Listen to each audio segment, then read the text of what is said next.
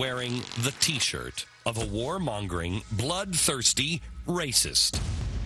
Well, what if he was also a terrorist, too? To his home, to his places of work, to his places of recreation. We will attack the enemy wherever he lives. Folks, this was written in 1966. He preempted Al-Qaeda by 30, 40 years. Let's see if you can tell the difference. Which quote is from Che, and which one is from Osama bin Laden? Who said that if he had nuclear weapons, he would use them against the very heart of America, including New York City? And who said the U.S. is a great enemy of mankind? Against those hyenas, there is no option but extermination. Yeah, it was kind of unfair. It was a trick question. Both of those quotes are from Che. Luckily, his attempts at killing Americans on our soil were about as effective as his attempts to ignite revolution around the world. We look 50 years into the future, and there are only two unapologetic communist regimes, North Korea and Cuba. If they had enough nutrition in order to run out of North Korea, they would do that. They're starving there. In Cuba, we see time and again people who are so desperate to get off that island hellhole that they will swim through shark-infested waters. Che was the vanguard of the revolution. He was going to bring communism everywhere around the world. In this sense, Che was an absolute abject failure, and it's a damn good thing that he was. While Che wasn't successful in his bid for world revolution, there are plenty of people trying to pick up right where he left off. So what was it like to live in the one place that Che was successful? Find out next.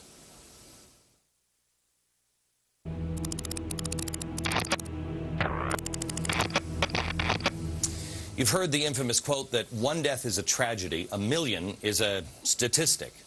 We've examined these events from a big picture perspective, but now let's move away from the statistics and look at the personal tragedy. Che Guevara. His image is a global fashion phenomenon. Hopefully, by now, you know why that's so offensive to so many. But giving you the number of executions he ordered is one thing. Seeing the effect is another. They portray him in the movies as a hero and as a humanitarian. He was a cold killer. This is Barbara Rangel's grandfather, Colonel Cornelio Rojas. He was a freedom fighter way before Batista came into power. He was descendant of patriots. His father was a general, and his grandfather was also a general brigadier that fought for the Cuba's War of Independence against Spain. One day, her grandfather was just gone. When Fidel Castro and Che Guevara arrived in Havana, it was January '59, and that's precisely when my grandfather disappeared. My family had no idea where he was.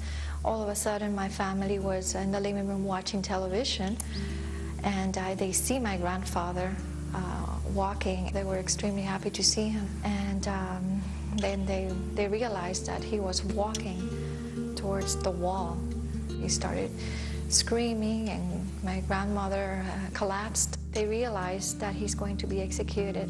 When they asked him if he wanted to be blindfolded, and he said no, and he said, there you have the revolution, take care of it. He asked if he could give the firing orders, and he says, aim, fire.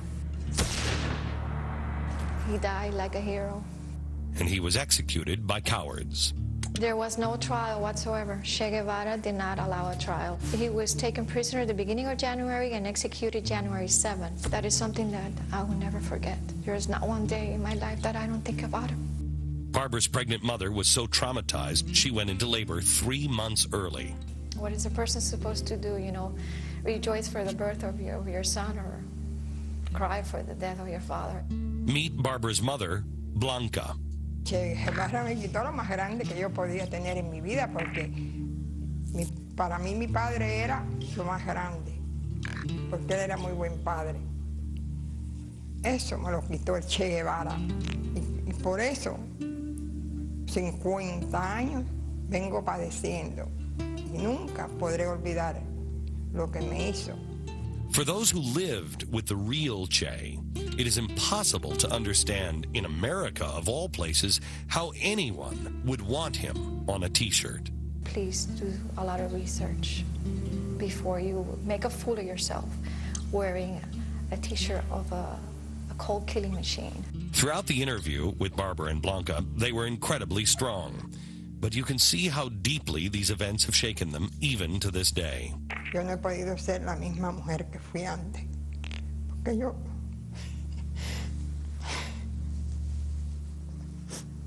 This is the real legacy of Che.